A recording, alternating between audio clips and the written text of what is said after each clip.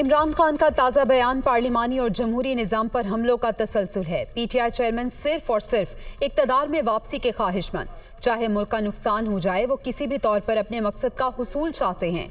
वज़ीर आज़म शहबाज शरीफ का ट्वीट।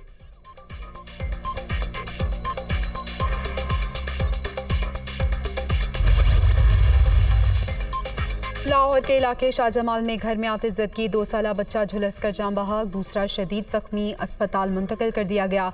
वाक़े के वक्त कासिम अली नामी शहरी अहलिया समेत अजीज़ों के यहाँ गया हुआ था। और रावलपिंडी टेस्ट का फैसला कुन मरहला, पाकिस्तान को जीत के लिए 263 रन, इंग्लैंड को 8 विकेटें दरकार। कल मैच का आखिरी रोज़।